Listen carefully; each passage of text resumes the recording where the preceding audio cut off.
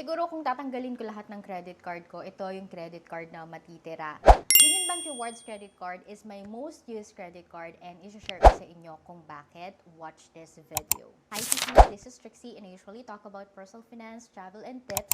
And for today's topic, pag-usapan natin tong Union Bank Rewards Credit Card based on my experience. And alam nyo naman to mga sis, every time na sinishare ko to sa inyo, sinasabi ko na din kung paano mag-apply. You can apply through the link in my bio. Check it now, then provide nyo lang lahat ng information. Siguro kung tatanggalin ko lahat ng credit card ko, ito yung credit card na matitira. Because, number one, hindi ko pinoproblema yung annual fee. Like, hindi katulad ng ibang credit cards ko na pag gusto kong magpa-reverse ng annual fee, ay kailangan ko pang tumawag. And, hassle-free lang siya, ganun. So, number two is pag nagpo-purchase ako ng malalaki, halimbawa mga 6,000 pesos, ganyan.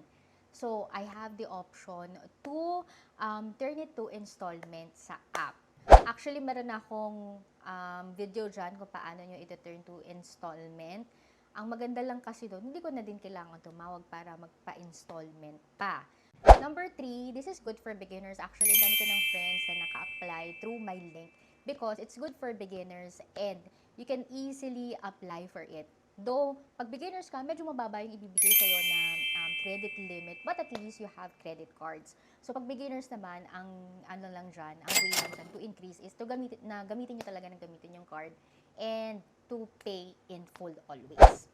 If you want to apply for Union Bank Rewards Credit Card, this is no annual fee for life if you spend 20,000 within 60 days. Go to the link in my bio and apply now.